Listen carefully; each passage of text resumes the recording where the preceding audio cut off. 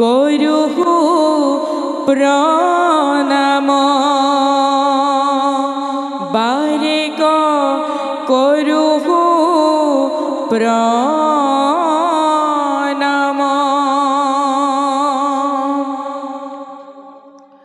হে কৃষ্ণ তয়ু পাদ পদ্ম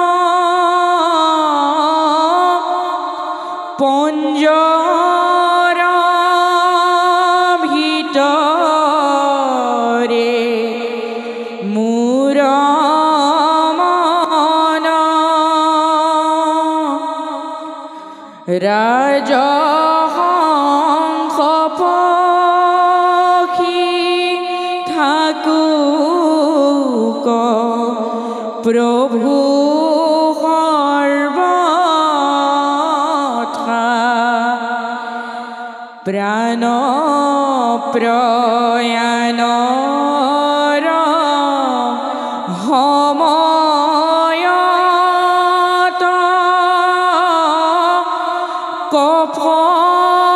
কফৱাত প্ৰীত আদি যত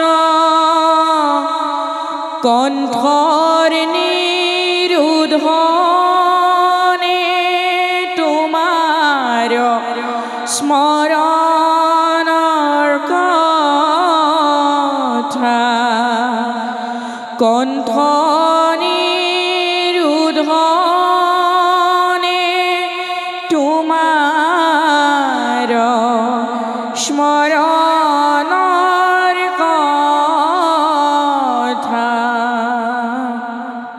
কৃষ্ণ হে মোৰ আজন্মৰে সেৱাৰস্থলীৰ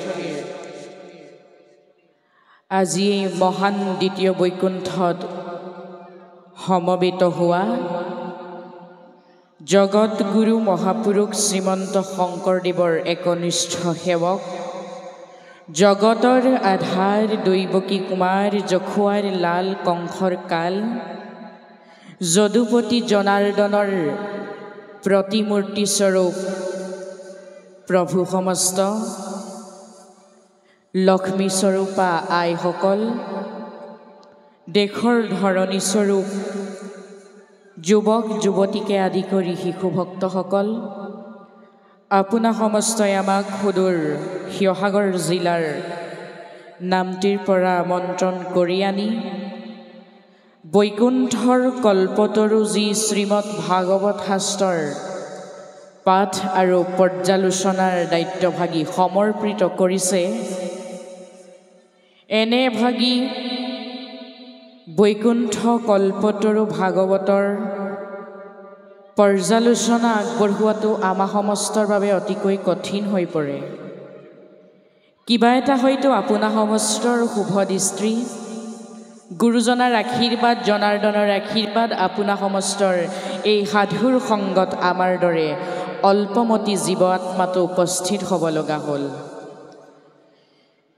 যিহেতু এতিয়া বৰ্তমান দশম স্কন্ধ আলোচনা কৰা হ'ব দশম স্কন্ধ পাঠ কৰি থকা হৈছে আমাৰ আগৰ ব্যাখ্যাকাৰ প্ৰভুজনাৰ লগত আমি আলোচনা কৰিলোঁ তেখেতে আমাক দশম স্কন্ধৰ উপৰি তৃতীয় স্কন্ধ ভাগৱতৰ তৃতীয় স্কন্ধৰ কপিল দেৱাহুতি আখ্যানৰ ভক্তিযোগ আৰম্ভ কৰিবলৈ কৈছে কাৰণ ভক্তিযোগ এনে এটা অধ্যায় যিটো অধ্যায়ত ভাগৱত শাস্ত্ৰৰ সকলো ৰসামৃত কথাসমূহ পোৱা যায় নহয়নে বাৰু এই ভাগৱত শাস্ত্ৰ আমি প্ৰথমৰ পৰা দশম স্কন্ধলৈকে আলোচনা কৰি ভাগৱত শাস্ত্ৰ আৰম্ভ কৰোঁতে আমাৰ প্ৰাথাচাৰ্য প্ৰভু সমস্তই তেওঁলোকৰ মৌ মিঠা কণ্ঠৰে আপোনা সমস্তক ভাগৱতৰ প্ৰথমতেই সুন্দৰ ৰূপেৰে উল্লেখ কৰি দিয়া যি ভাগৱতৰ মংগলাচৰণৰ শ্লোক সেই মংগলাচৰণৰ শ্লোকৰ পৰা আৰম্ভ কৰিছে সেয়েহে আমি সমস্তয়ো আমি অধৰ্ময়ো এই ভাগৱতৰ মংগলাচৰণৰ শ্লোকৰ পৰাই আমাৰ ব্যাখ্যা আগবঢ়াম বুলি ভাবিছোঁ সেয়েহে আপোনাসৱৰ চৰণ কমলত সেৱা জনাইছোঁ। অজানিতে আগ পিছ বঢ়াটোতা সুৰ সঞ্চাৰ ৰাগ মান অনেকখিনি অপৰাধ হ'ব। সৰ্ব সমস্ত অপৰাধ আপোনাসৱে নিজৰ পুত্ৰ বুলি মৰীক্ষণ কৰিব। কৃষ্ণ। প্ৰথমতে এটা কথা আমি ক'ব বিচাৰিছোঁ, ভাগৱত শ্ৰৱণ কীৰ্তন কৰি থাকোঁতে কোনেও যাতে গ্ৰাম্য কথাত মত নহ'ব। যিহেতু ভাগৱত শাস্ত্ৰ অতিকৈ ৰসামৃত কথা ওলাব। যদিহে আপোনাৰ সমস্তই ভাগৱত পাঠ পৰ্যালোচনা কৰি থকাৰ সময়ত গাৰ্হস্থ জীৱনৰ কথা বা গ্ৰাম্য জীৱনৰ কথা আলোচনা কৰি থাকে, তে কি হ'ব গম পাইছেনে? আমাৰ গুৰুজনাই কৈছে, হৰি কীৰ্তনৰ সময়ত থাকে আন কথা পাতি, অন্তকালে তাক নিয়া যমদূতে ধৰি কৰে তাকো উগ্ৰ শাস্তি। জীয়াই থাকোঁতে শাস্তিৰ সন্মুখীন হ'লোৱে আমি সমস্তজন। গতিকে মৃত্যুৰ পাছতো যদি শাস্তিৰ সন্মুখীন হ'ব লগা হয়, আমাৰ দেহাটোৰ অৱস্থা কেনেকুৱা হ'ব? গতিকে সেই দিশটোলৈ মন কৰি আপোনাৰ সমস্তই ভাগৱত পাঠ পৰ্যালোচনা কৰাৰ সময়ত ঘৰুৱা কথাকে আদি কৰি গ্ৰাম্য জীৱনৰ কথাবিলাক আলোচনা কৰি নাথাকিব। কৃষ্ণ। আমি আৰম্ভ কৰোঁ। ভাগৱতৰ প্ৰথমতে আমাৰ প্ৰাথাচাৰ্য বাপ সমস্তই মৌমিতা কণ্ঠৰে আপোনাৰ সমস্তক পাঠ কৰি শুনাইছিল মংগলাচৰণৰ শ্লোক। এই মংগলাচৰণৰ শ্লোকভাগীৰ প্ৰত্যেকটো অক্ষৰেই হৈছে কামধেনুৰ তুল্য। যি যেনেদৰেই দোহন কৰে তাক তেনেদৰেই পায়। ইয়াত উল্লেখ কৰিছে, জন্মাদস্য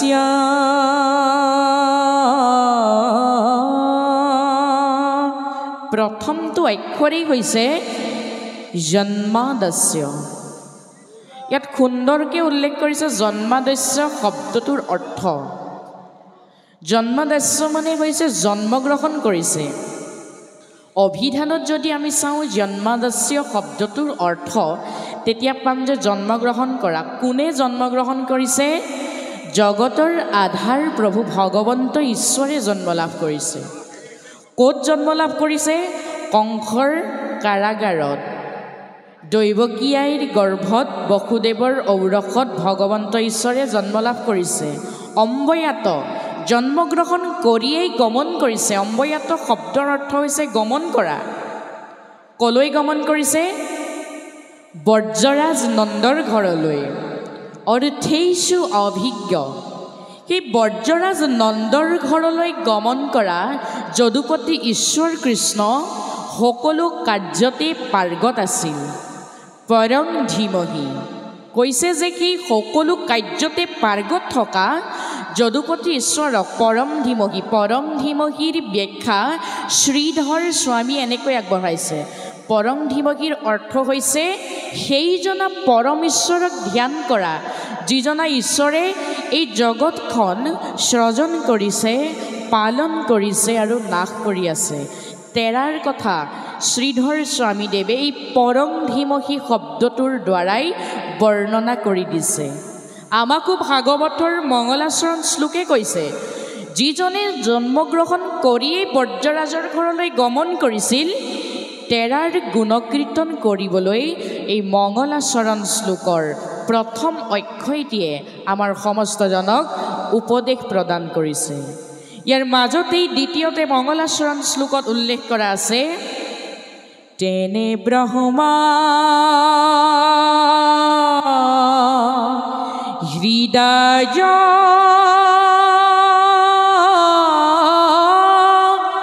আদি কবয়ে মুহন্তি যত সুৰয়। ইয়াত উল্লেখ কৰিছে, যিজনা প্ৰভু ভগৱন্তই বৰ্জৰাজ নন্দৰ গৃহলৈ গমন কৰিছিল নিজৰ লীলা চৰিত্ৰসমূহ প্ৰচাৰ কৰিবলৈ, সেইজনা প্ৰভু ভগৱন্তক ভজনা কৰিবলৈ কৈছে। আৰু কৈছে, তেনে ব্ৰহ্ম হৃদয় আদি কবয়ে মুহন্তি সৎসুৰয়। যিজনা ঈশ্বৰ কৃষ্ণই ব্ৰহ্মাক মুগ্ধ কৰিবৰ বাবে ব্ৰহ্মাই চুৰি কৰি নিয়া গো বৎস আৰু গোপবালকসকলক পুনৰ নিজৰ মায়াৰে সৃষ্টি কৰি সেইসকলৰ লগত খেলা কৰিছিল।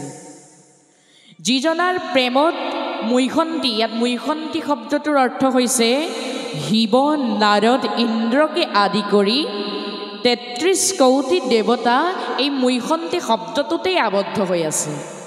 যিজনা ঈশ্বৰে ব্ৰহ্মাক মুগ্ধ কৰিছিল সেইজনা ঈশ্বৰ কৃষ্ণৰ প্ৰেমত শিৱ নাৰদ ইন্দ্ৰকে আদি কৰি ৩৩ কৌটি দেৱতা মুগ্ধ হৈ পৰিছিল বুলি মংগলাচৰণ শ্লোকত সুন্দৰকৈ বৰ্ণনা কৰিছে। ইয়াৰ পাছতেই উল্লেখ আছে তেজো বাৰি মৃদং যথা বিনিময়। যিজনা প্ৰভু ঈশ্বৰৰ বংশীৰ সুৰত যমুনাৰ পানীও গোট মাৰি যায়, আনহে নালাগে সেই গোবৰ্ধন পৰ্বতো তেৰাৰ বংশীৰ সুৰত কপাহৰ দৰে পাতল হৈ পৰে। যিজনাৰ বংশীৰ সুৰত এই চন্দ্ৰৰ পোহৰ নিতেজ হৈ যায়, সেইজনা ঈশ্বৰৰ গুণকীৰ্তন কৰিবলৈকে এই মংগলাচৰণ শ্লোকটিয়ে আমাক বাৰম্বাৰ উপদেশ প্ৰদান কৰি আহিছে। ইয়াৰ পাছত মংগলাচৰণ শ্লোকত অতি ৰসামৃত কথাসমূহ উল্লেখ কৰিছে। কি বুলি উল্লেখ কৰিছে? যিজনা ঈশ্বৰে ধৰ্মক প্ৰতিষ্ঠা কৰিবলৈ, অধৰ্মক দূৰ কৰিবলৈ, আমাক সমস্তক উদ্ধাৰ কৰিবলৈ যুগে যুগে অৱতাৰ ধাৰণ কৰি আহিছে, বাৰম্বাৰ অৱতাৰ ধাৰণ কৰিছে, তেৰাৰ গুণনাম শ্ৰৱণ কীৰ্তন কৰিবলৈ গৈছে। ধৰি বাৰম্বাৰ 10 অৱতাৰ পৃথিৱীৰ ভাৰ খন্দিলা অপাৰ। যিজনা ঈশ্বৰে বাৰম্বাৰ 10 অৱতাৰ ধৰি এই পৃথিৱীক উদ্ধাৰ কৰিবলৈ, পৃথিৱীত থকা জীৱসমূহক উদ্ধাৰ কৰিবলৈ যি অৱতাৰ গ্ৰহণ কৰিছে, সেইজনা ঈশ্বৰকহে ভজনা কৰিবলৈ ক'লে মংগলাচৰণ শ্লোক ফাঁকিয়ে। ইয়াত লিখা আছে নিগম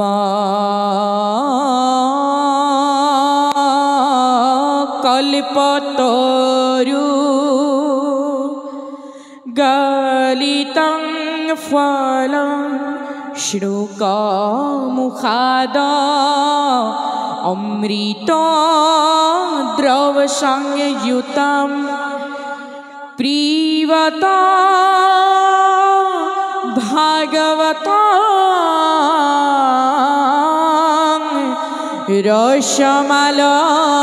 ৰসমালয়ং মুহুৰহুৰসিকা ভুবি ভাবুকা।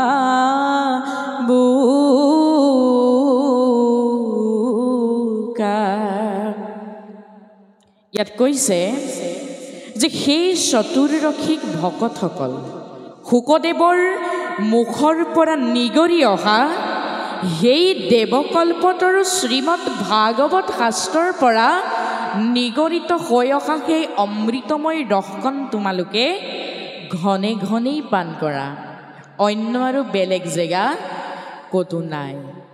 আমাৰ সমস্তক কি ক'লে? মংগলাচৰণ শ্লোকভাগীয়ে কৈছে, আমাৰ সমস্তক উদ্দেশ্য কৰি কৈছে যে সেই চতুৰ্দশীক ভকতসকল এই ভাগৱত শাস্ত্ৰভাগ যিহেতু শুকদেৱৰ মুখৰ পৰা নিগৰিত হৈ আহিছে, গতিকে সেই নিগৰিত হৈ অহা অমৃতময় ৰসকণ আমাৰ সমস্তক এইখন ধৰাধামতেই গ্ৰহণ কৰিবলৈ কৈছে, পান কৰিবলৈ কৈছে। দ্বিতীয়খন আৰু ধৰাধাম নাই যে য'ত আমি এই ভাগৱতৰ অমৃতময় ৰস পান কৰিবলৈ পাম। গতিকে ইয়াত উপস্থিত হৈ আমি এই ভাগৱতৰ যি মধুৰতম ৰস, এই মধুৰতম ৰসকণ পান কৰিলে আমি সমস্তই এইখন অপাৰ সংসাৰ সমুদ্ৰখন পাৰ হ'ব পাৰিম, নহ'লে নোৱাৰিম। মংগলাচৰণ শ্লোকভাগীৰ পাছতেই আমাৰ পাঠিকী পাঠাচাৰ্য বাপ সমস্তই আপোনাক সমস্তক পাঠ কৰি শুনোৱাইছিল ভাগৱত মূৰ্তি। এই ভাগৱত মূৰ্তিত পূৰ্ণাংগ প্ৰভু ঈশ্বৰৰ সমস্ত শৰীৰক বৰ্ণনা কৰি ভাগৱত মূৰ্তি উল্লেখ কৰিছে। এই ভাগৱত মূৰ্তিত বৰ্ণনা কৰিছে প্ৰথম দ্বিতীয় স্কন্ধে শৰণ দুতয় তৃতীয় চতুৰ্থে যাৰ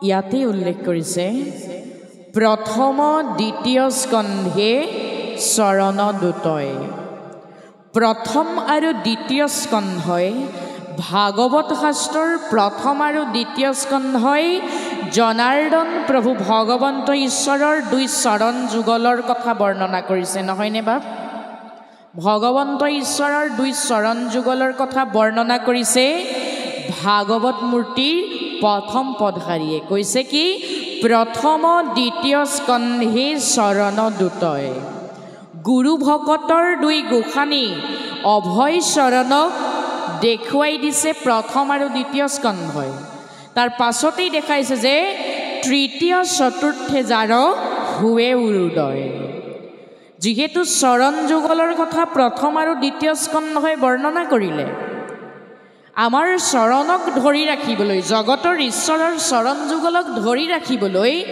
গুৰু ভকতৰ গুৰু শিষ্যৰ দুই চৰণ যুগলক ধৰি ৰাখিবলৈ চৰণৰ পাছতেই দ্বিতীয়তে আমাৰ প্ৰয়োজন হয় উৰুৰ সেইবাবে ভগৱন্ত ঈশ্বৰৰ দুই চৰণক ধৰি ৰাখিবলৈ তৃতীয় আৰু চতুৰ্থ স্কন্ধই উৰুৰ বিষয়ে বৰ্ণনা কৰিছে কৈছে কি তৃতীয় চতুৰ্থে যাৰ হুৱে উৰুদয় ইয়াৰ পাছত উল্লেখ কৰিছে নাভি দেখে পঞ্চমেখ ষ্টখে বক্ষস্থল সপ্তমে অষ্টমে কৰ কমল যুগল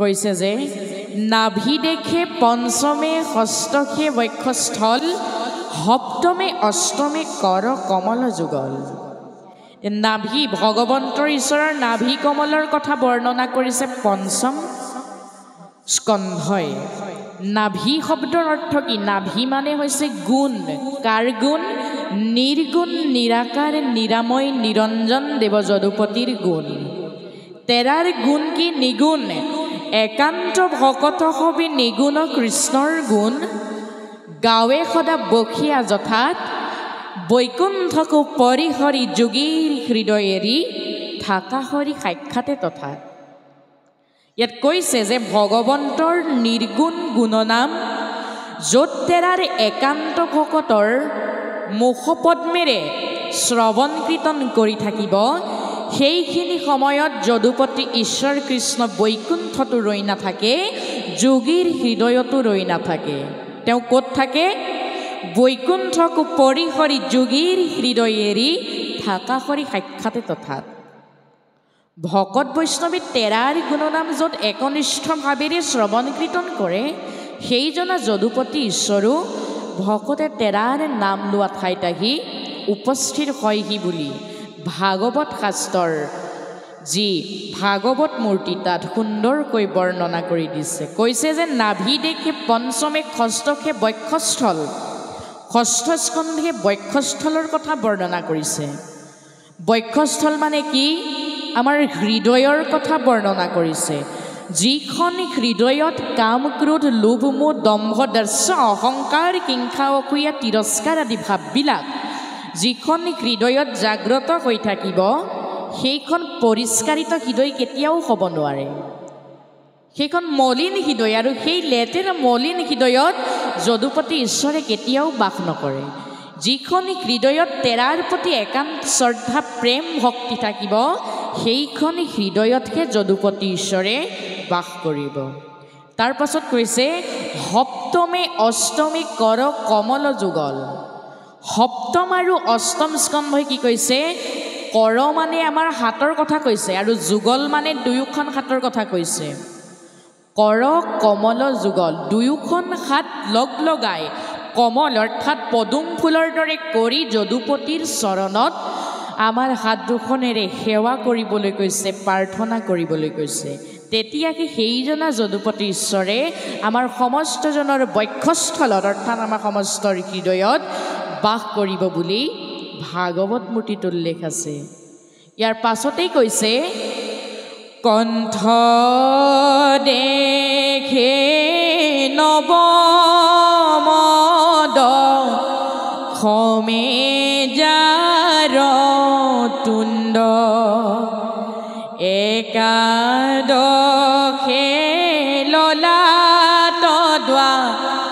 দখে ভৈল মুণ্ড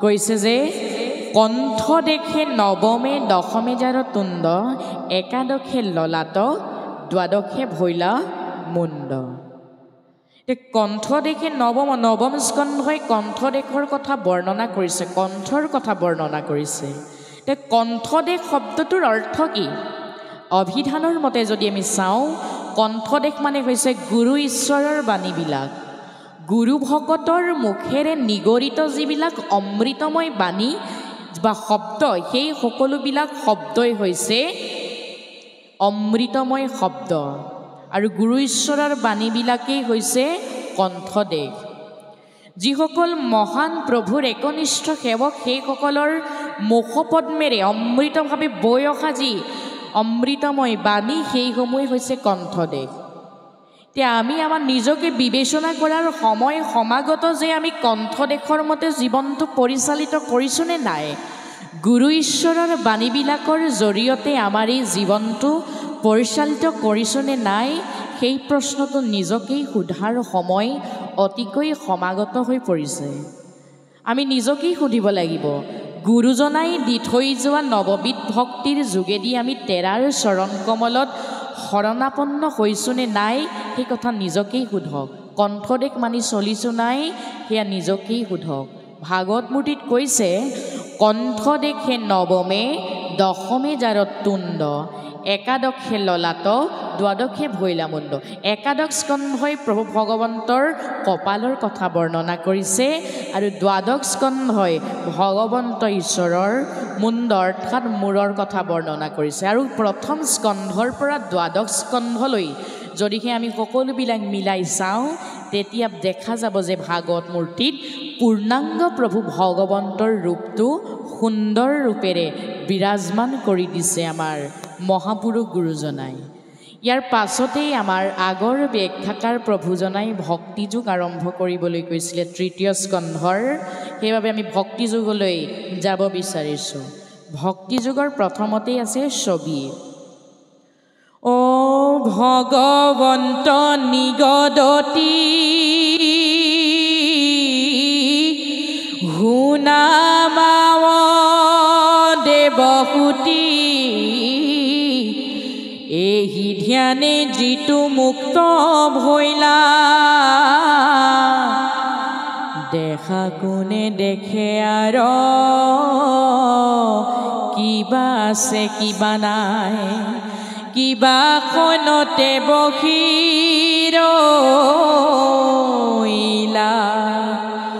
ও যেন মধ্যে মাতুৱাল কটিৰ বস্ত্ৰ কুহিটো আছে নাই একো নজানয় যাৱে পূৰ্ব কৰ্ম থাকে তাৱে প্ৰাণ ইন্দ্ৰিয়মে দেহা পুনু নাখনুহি কয় পাছে কৰ্ম নাশ ভৈলে ভৌতিক শৰীৰ পৰে তেবে যোগী ব্ৰহ্মত মিলয় এৰায়া সংসাৰ দুখ লভে ব্ৰহ্মানন্দ সুখ যেন জলে জল প্ৰৱেশ এহি বুলি কৃপাময় মৌনে ৰহিলন্ততয় দেখি দেৱী পুষন্ত দুনাই আৱে বাপ ভক্তি যুগ বিস্তাৰি কহিও মুক যেন মতে বুজু অভিপ্ৰায় তৃতীয় স্কন্ধ ভক্তিযোগ এই ভক্তিযোগৰ প্ৰথমৰ পৰা শেষলৈকে কেৱল মাত্ৰ ভক্তিৰ ওপৰতেই বৰ্ণনা কৰা আছে ভক্তিনো কাক কৰিব লাগে, ভকতি কি বস্তু, এই সকলোবিলাক কথাই ভক্তি যুগত বৰ্ণনা কৰা আছে। কপিল প্ৰভুৰ মাতৃ আই দেৱাহুতিয়ে নিজৰেই পুত্ৰ জগন্নাথ প্ৰভু ভগৱন্তৰ ২৪ অৱতাৰৰ একোটা মুখ্য অৱতাৰ কপিল ঈশ্বৰৰ মাতৃ দেৱাহুতি আয়ে নিজৰ পুত্ৰ কপিলকে ভক্তি যুগ অৰ্থাৎ ভক্তিৰ ওপৰত বিভিন্ন প্ৰকাৰে প্ৰশ্ন কৰিছে। সুধিছে ভক্তিনো কাক কয়, ভকতি কাক কৰিব লাগে, ভকতি কৰিলে লাভ কি হয়, ভক্তি শব্দৰ অৰ্থ কি, ভক্তি কেই প্ৰকাৰৰ, ভক্তি শ্ৰেষ্ঠ নে মুক্তি শ্ৰেষ্ঠ, এই সকলোখিনি কথা সুন্দৰ ৰূপেৰে পুংখানুপুংখ ৰূপেৰে বৰ্ণনা কৰিবলৈ আই দেৱাহুতিয়ে কপিল ঈশ্বৰক অনুৰোধ কৰিছে। যিহেতু মাতৃৰ অনুৰোধ মৰ্মে কপিল ঈশ্বৰে আই মাতৃ দেৱাহুতিক এই ভক্তি যুগত ভক্তিৰ বিষয়ে সমস্তখিনি কথা সুন্দৰ ৰূপেৰে বৰ্ণনা কৰি দিছে। যিহেতু আই মাতৃ দেৱাহুতি এগৰাকী ভক্তি মাতৃ, সেইফালৰ পৰা আই মাতৃ দেৱাহুতিয়ে কপিলক ঈশ্বৰ জ্ঞান কৰে। ভক্তি মাতৃৰ প্ৰথমটো আৰু মুখ্য কৰ্তব্যটোৱে হৈছে নিজ সন্তানক ঈশ্বৰ স্বৰূপে জ্ঞান কৰা। যিহেতু দেৱাহুতি এগৰাকী ভক্তি মাতৃ, সেইফালৰ পৰা দেৱাহুতি আয়ে ঈশ্বৰ কৃষ্ণক ভজনা কৰি তেৰাৰ দৰে এক সন্তান প্ৰাপ্তিৰ বাবে আশা কৰিছিল, যাৰ ফলতেই ভগৱন্ত ঈশ্বৰৰ অংশ আত্মা স্বৰূপে কপিল প্ৰভু দেৱাহুতি আইৰ গৰ্ভত জন্ম লাভ কৰিলে।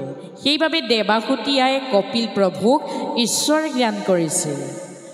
নিজ সন্তানৰ প্ৰতি যোনে ঈশ্বৰ ভাৱ প্ৰকাশ কৰিব সেইগৰাকীয়ে হৈছে ভক্তি মাতৃ। আমাৰ আই সমস্তৰ, ইয়াত সমবেত হৈ থকা আই সমস্তৰ নিজৰ সন্তানক যদি ঈশ্বৰ জ্ঞান কৰে তেতিয়াহ'লে ভক্তি মাতৃ হ'ব পাৰিছে। ভক্তি মাতৃৰ প্ৰথমটো কৰ্তব্য হৈছে নিজ সন্তানক ঈশ্বৰত্বৰ গুণেৰে, ঈশ্বৰৰ মাধ্যমেৰে, ঈশ্বৰৰ গুণ বৰ্ণনা কৰাৰ মাধ্যমেৰে আগুৱাই নিয়াটোৱেই ভক্তি মাতৃৰ প্ৰথমটো কৰ্তব্য। তাৰ প্ৰমাণো আছে। প্ৰথমটো প্ৰমাণ হৈছে আই সুনীতি, ধ্ৰুৱৰ মাক সুনীতি। ধ্ৰুৱই যেনেকৈ দেউতাক উত্তানপাদৰ কোলাত বহিবলৈ যাওঁতে মাহীমাক সুৰুচিয়ে কিমান তিৰস্কাৰ কৰিলে, তথাপিতো জানো ধ্ৰুৱৰ মাক সুনীতি আয়ে কিবা এষাৰ ক'লে জানো? একোকেই নক'লে। তেওঁ মাত্ৰ এটা কথা ক'লে, ধ্ৰুৱক কৈছে, কি বুলি কৈছে? অ' পূৰ্বতে লোকক আমি কৰিলো সুনষ্ট, সিকাৰণেই জন্মত পাওঁ মন